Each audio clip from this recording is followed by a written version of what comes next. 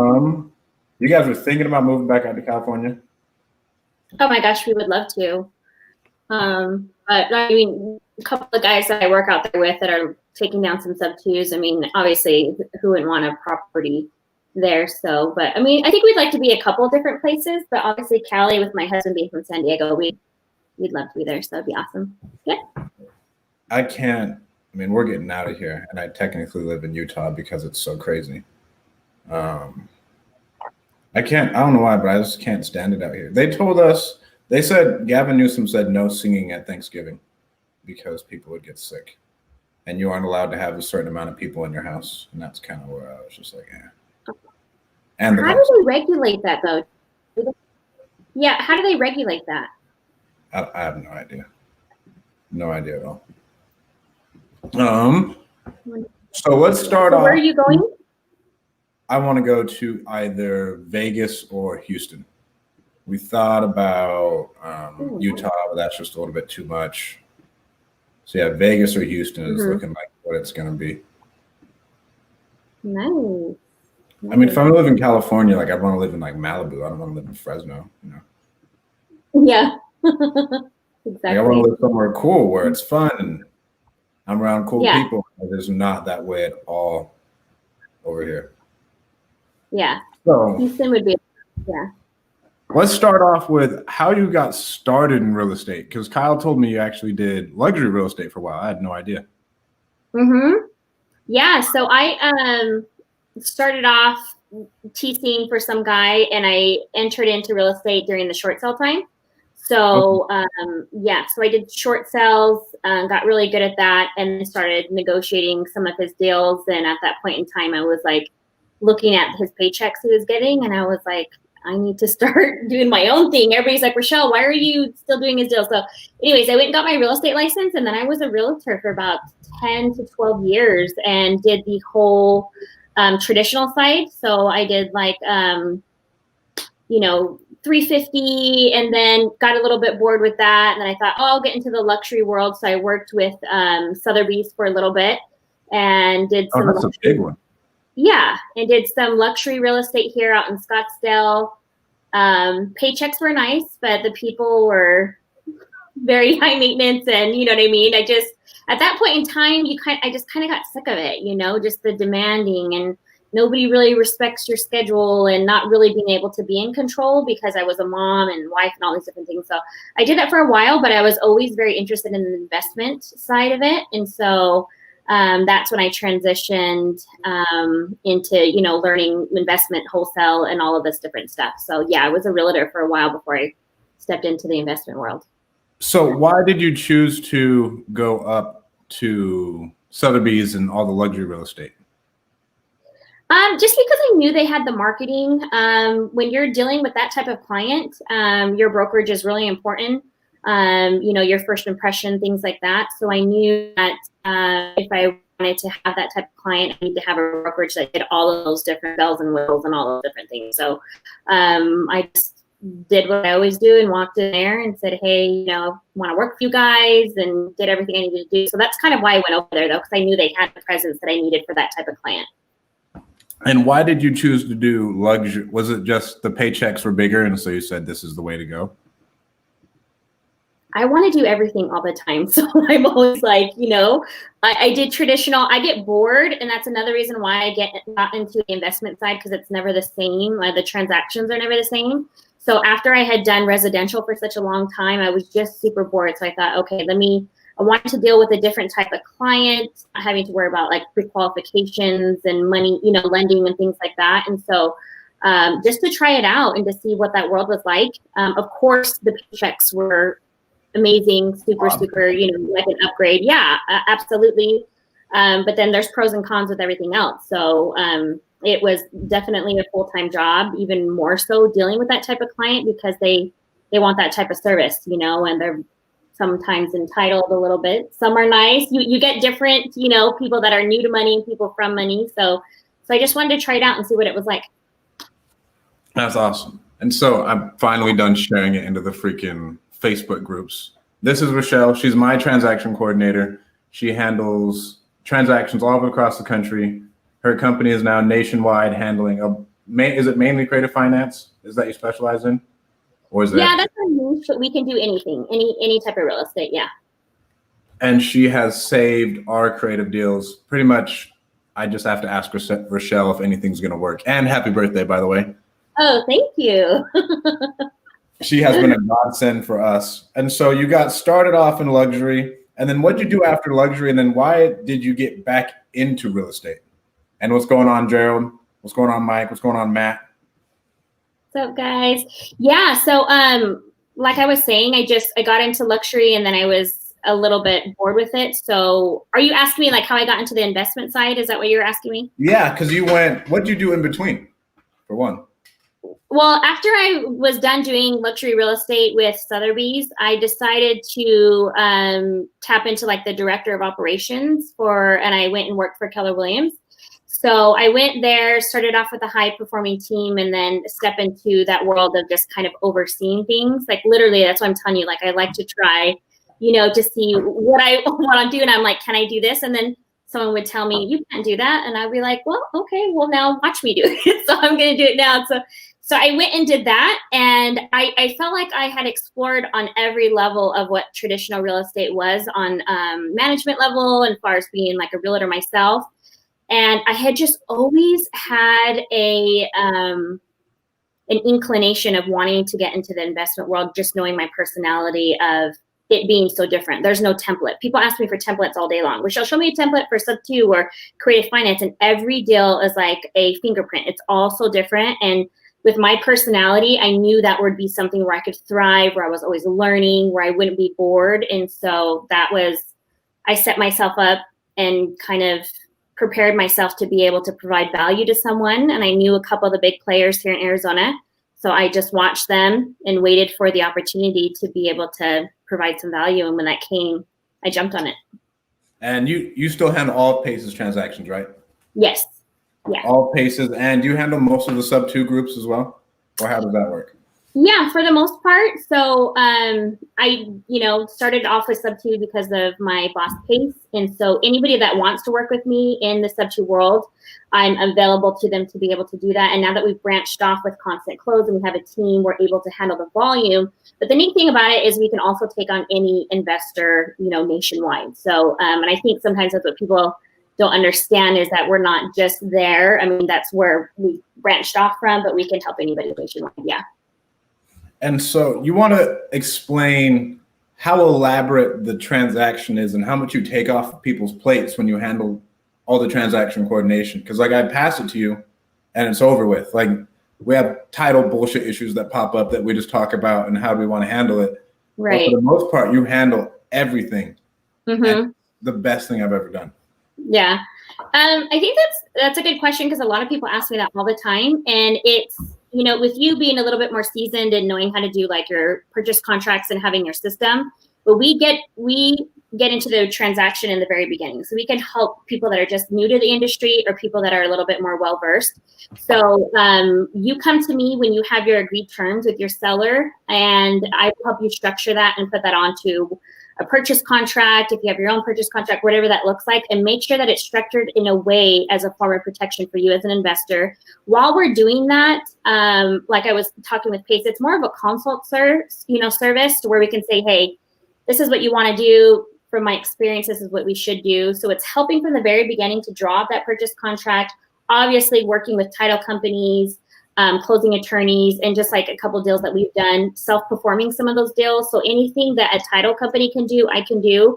If it's like FHA, VA, something like that. And then so I handled all that paperwork. And then when you disposition it, meaning what you're planning on closing it out, whether it be an end buyer, whether it be you're signing it, whatever it might be, I'll also help with that paperwork.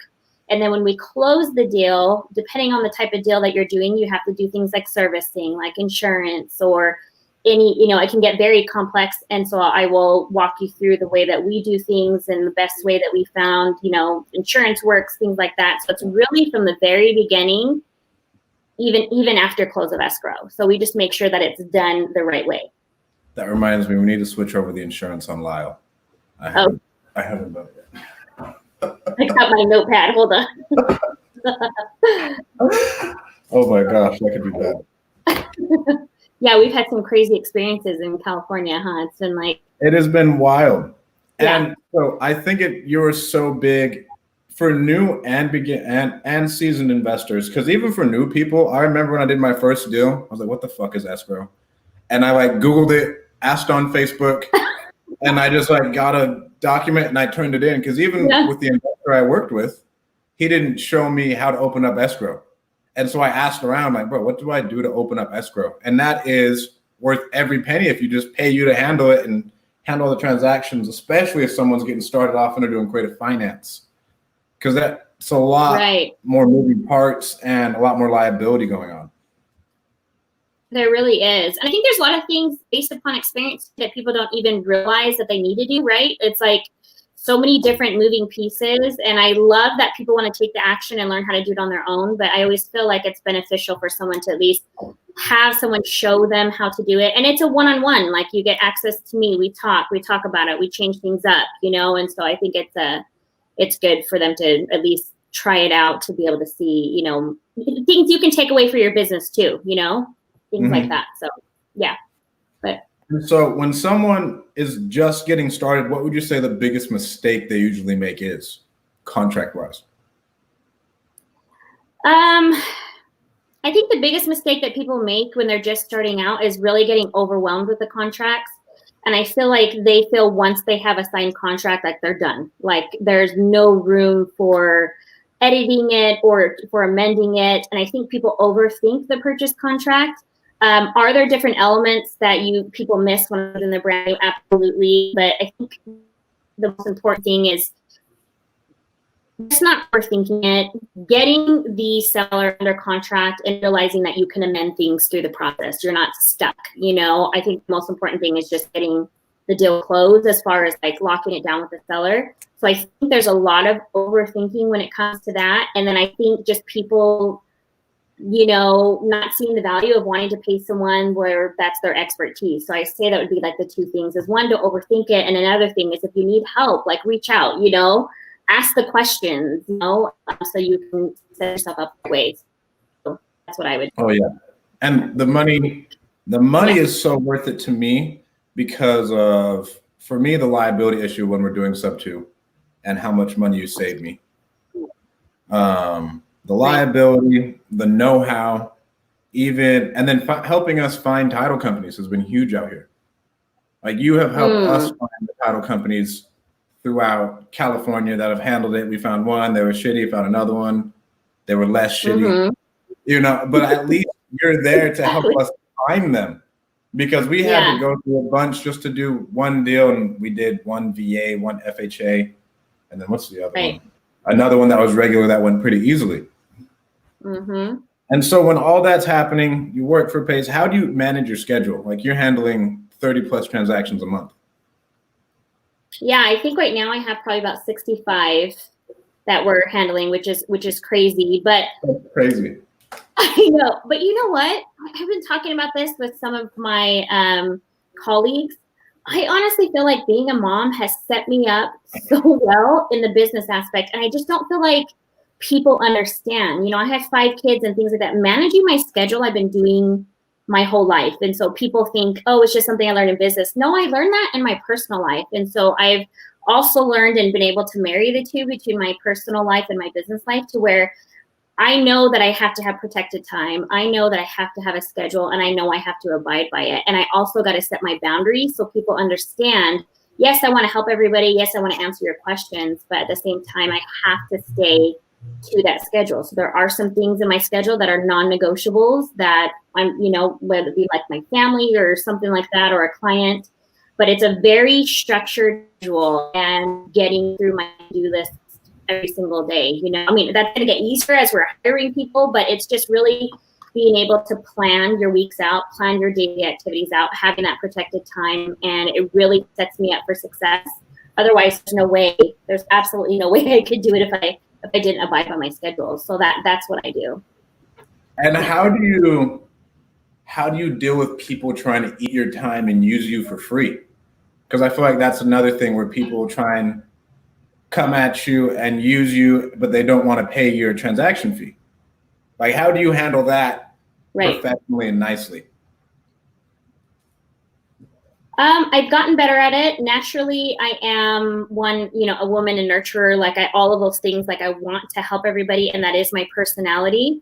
But I had to seriously do some personal work on myself to really realize what I'm worth and how valuable my time is. And once I got that into check and I was able to say, okay, like I can help you, I can do this and that, but when you're creeping in and paying me for one transaction, but we're going into 5 or 6 other transactions, I just have to be straight up with people and say, listen, I want to help you, I want to do this, but this is how I provide for my family. And that's something to be able to relate on, you know what I mean? So I hope you understand that, like, we're friends, we're cool, but at the same time, and then I have my paying customers. How do my paying customers feel if I'm taking that time away from them? I mean, they paid me for a reason. So it's just really having to be straightforward, honest. And I think the longer I've been in the business, I've gotten better at that. I don't take things personal. If you don't want to hire me, that's perfectly fine. But if you do hire me, there are expectations that we both got to abide by. So exactly. And what expectations do you set up at the beginning to make sure they aren't contacting you at crazy times, calling you at midnight, getting mad at you about a transaction? Because I feel like that's one thing someone could do too, is like, hey, what's going on here? Blah, blah, blah, blah, and people get really stressed. Mm-hmm. I think the one thing I do is every time someone signs up with me, I mean, there's people that I've been in business with, like you or other people that we kind of have our groove, but I just let them know, tell me, there are some people that pay me that don't want to learn. They pay me because they want me to handle things. So it's just really understanding what they're looking to get from this, and then setting those expectations. I find, regardless though, to be completely honest, what expectations I set, everybody feel like their emergency is the emergency. So do I still get those calls? Yes, but I don't answer those calls. If you're calling me after business hours and there's no reason, I just, once again, just got to operate by those boundaries. But you just kind of take it in strides. You set those expectations in the beginning. And that way, if they do come to me later saying, oh, but this and that, I'm just going to revisit that conversation that we had and say, listen, this is what we talked about, But then you're always going to find people that are pissed off at you, right? I mean, there's always someone you need to blame, and it usually comes down on me, even though it's not my deal. But it's like, you got to be tough in this business. You got to be able to just not take things personal. So, it comes and flows and ebbs and waves, but you just learn how to handle it. So. And then I feel like the voice memos have been a lifesaver. I think I use voice memos the most with you. Yeah. It cuts down those conversations so much. It's a voice memo. Hey, this happened. Okay. And then the only nonsense we'd hop on the phone and talk about it and hash it out, see how we want to handle it. Yeah. What is the craziest deal you've had to do that has just had the most hiccups? How'd you handle the hiccups? Gosh, I've had a lot of crazy deals, but the one that comes, since you mentioned Vegas, is me and Pace had a deal where we were doing a VA loan. And I had done all of my homework in the beginning and been like, okay, can you do a VA loan? We've done everything. At that point in time, I think Pace was traveling. So I was trying to get his schedule, fire, all these different pieces into play. We're at closing. I'm getting ready to be like, we're done. And day of closing, they told me they couldn't do the deal and basically said, we can't do this transaction. I had mobile notaries going out, all these different things. And so luckily I was able to get on the phone with an amazing escrow agent there in Vegas, Whitney from Drake's Title, who is a freaking boss. And we were able to take care of it. But I would say things that happen like that last minute, because when closing comes, right, we have funds that need to be paid, the wires going out, so many different moving pieces. We have the mobile notary. So that one was nuts because they waited till the last day to tell us that we couldn't close, but we figured it out. Yeah. Did they say why they can't close? Because it was a VA loan, even though they knew it was a VA loan. So really? Yeah. So I was, I was pulling my hair out, trying to get, not cursing anybody out, not good, but I felt like I was so mad. But it ended up leading us into an opportunity where if anybody's looking for an escrow agent, I refer her to everybody. She's amazing and just gets it done. She can do anything creative or anything like that. So it ended up, having a positive effect of finding someone that I could do business with. But it was, that one was crazy. And another happy birthday to you from Anthony. What's going on, Ali? And passing things off to Rochelle really has been the most amazing thing to do. And so how are you finding these title companies? What criteria do you use? How do you interview them? And because I feel like now that's been a big chunk, especially now that you're going nationwide, is interviewing people to see if they can do business and if they do business the right way. Right. So importantly, I'm looking for title companies, especially on the East Coast and some states like Oklahoma, things of that sort, that are willing to see the value of us providing them business. So I just have that conversation with them about the type of deals that we do, how we disposition those deals, and if they're able to handle those deals. And if they're not, and if they don't know what they're doing, and I come on and help you through the process. Obviously, we'd love to send business your way. So it's just basically educating them on the deals that we do, if they're willing to help us, what they can do. But every once in a while, we have to get someone that does wholesale, someone that does creative. So it's just, having that conversation with them and letting them know what our business looks like and if they're willing, to have some more business. So we've been pretty lucky in that part, but there are some states where it can be a little bit harder. But yeah, so that's just what I initially start off with them, talking with them about that. What verbiage do you use, like for wholesale terms or creative? Like, because when you say creative, someone will say they can handle it, or someone will say, oh yeah, I can handle wholesale deals. And then you say it's an assignment and you want to do like a blind HUD and they have no idea what you're talking about. Right. This is something that I tell the investors that I work with. Every state is different. Every company is different. So you got to be able to have that and know that you need to explain it to them, because you're exactly right. I'll say that, they'll be like, yeah, I can totally handle that. But they're thinking creative is wholesale, and it's not. So it's really going into detail. I'll even provide them with like a purchase contract or something like that and break it down, because that's the best way to do it. So we're not having that problem at close of escrow, because there are some people that just want the business, but when they get, into the deal, they don't really even know, the pieces or what's going on, the liability.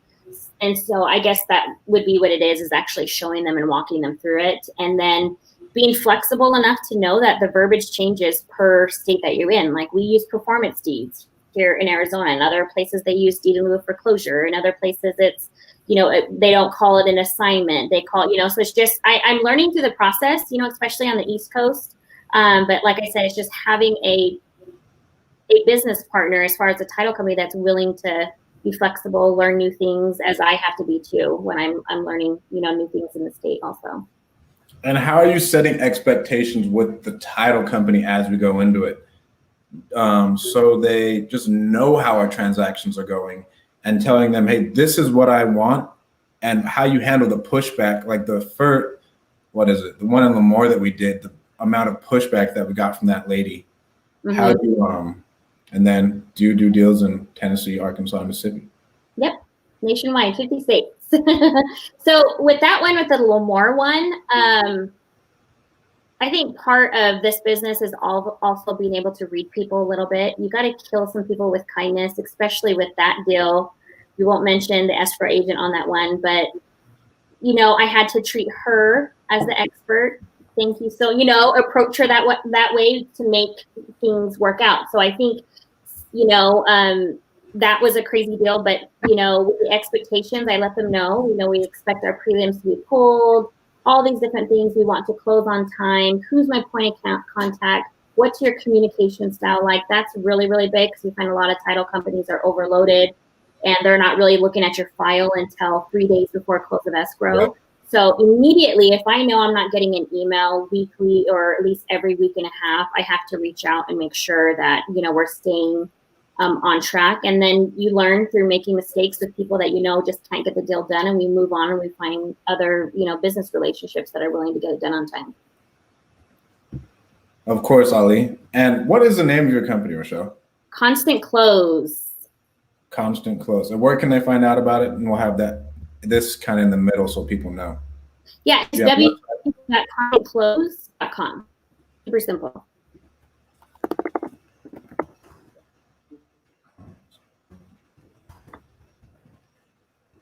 Okay, got constantclose.com. And then have you started investing yourself? Are you buying sub-twos on your own? What does that look like now? Like, what are you trying to transition into? Oh yeah, I mean, gosh, it would be silly if I didn't use all this stuff. And so Picked up my first Airbnb in Vegas. So we're Congrats. looking, you know, to get through that. That's a little bit of a learning process for me. So that would be my first one. I'm looking for subject to right now for me in Arizona, in Utah, some other different places. So definitely investing. I mean, I've done wholesale before and done all that, but I'm looking for some long-term holds.